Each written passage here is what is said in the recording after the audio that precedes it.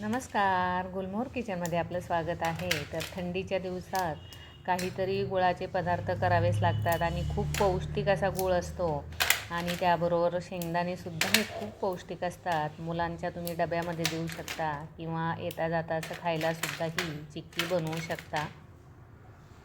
त्यासाठी सुरुवातीला कुठल्याही एका वाटीने भाजलेले, अगदी खमंग भाजलेले शेंगदाणे घ्यायचे आहेत. आता माझ्याकडे शेंगदाणे हे मी जवळजवळ अर्धा ते पाऊण किलो भाजून ठेवत असते, त्याच्यामुळे लगेच मला हे घेता आले.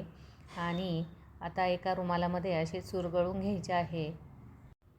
इथे आता चुरगळून झालेले आहेत आणि आता त्याचे सालं हे आपल्याला चाळून घ्यायचे आहे किंवा तुम्ही एका ताटामध्ये घेऊन पाखडूनसुद्धा घेऊ शकता. अगदी सहज असे त्याचे टरफलं निघले जातात, कारण शेंगदाण्याच्या आपल्याला 2 पाकळ्या करून घ्यायच्या आहेत.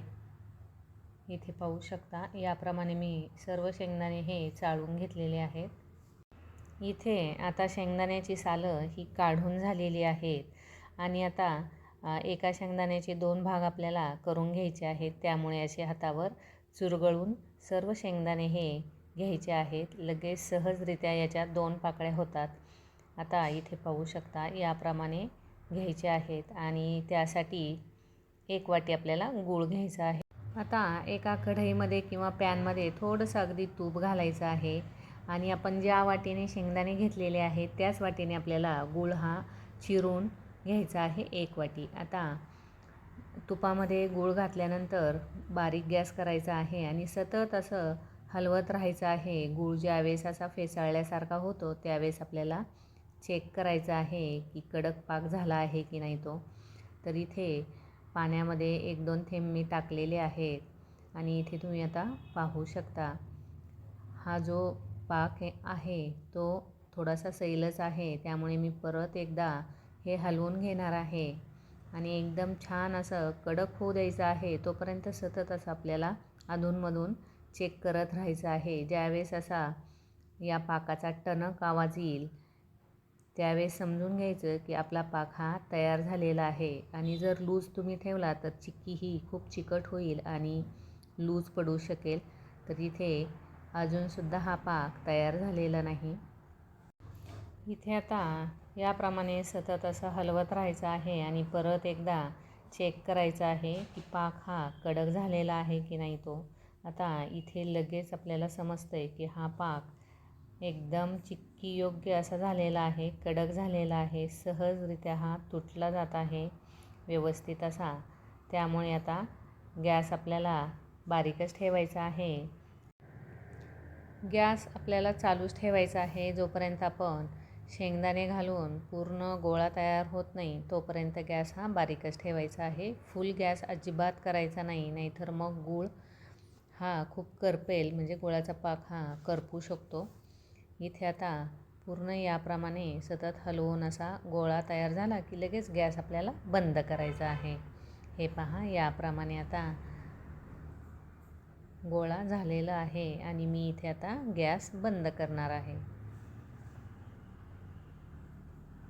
आता मी इथे बटर पेपरला थोडंसं तूप लावलेलं आहे, पण तूप थोडंसं माझ्याकडनं कमी पडलेलं आहे लावताना, त्यामुळे थोडासा बटर पेपर हा चिक्कीला चिकटलेला आहे.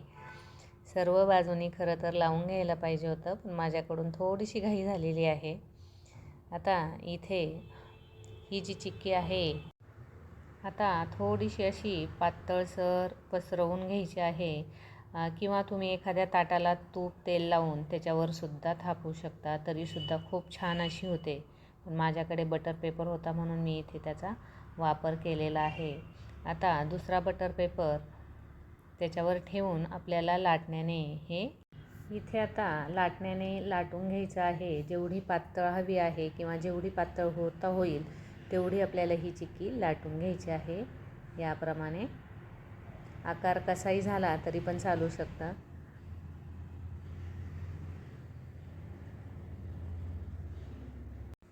इथे आता गरम असतानाच आपल्याला लगेच चाकूने ज्या आकारात तुम्हाला कट करायचे आहे त्या आकारात आपण इथे कट करून घ्यायचे आहेत, म्हणजे थंड झाली की लगेच चिक्की ही पटकन बाजूला होते आणि व्यवस्थित असे त्याचे पीस तयार होतात. हे पहा, याप्रमाणे आता मी हे कट करून घेतलेलं आहे. चिक्की थंड झाल्यानंतर लगेच आपल्याला कट करून घ्यायची आहे. हाताने सहज अशी मोडली जाते. इथे तुम्ही पाहू शकता, एकदम सहजरित्या थंड झाली ना मग लगेच निघते बरं का. ही थोडीशी कोमट असल्यामुळे थोडीशी अशी चिवट जरी वाटली तरी पण खूप कडक झालेली आहे.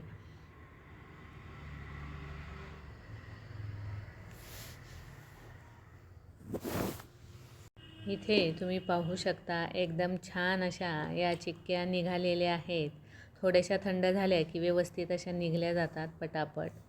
हे पहा, एकदम मस्त अशी ही कुरकुरीत चिक्की झालेली आहे.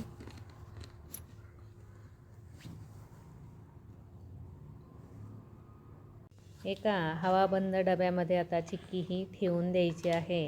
हा व्हिडिओ तुम्हाला जर आवडला असेल तर लाईक, शेअर, कमेंट आणि सबस्क्राईब करायला मात्र विसरू नका.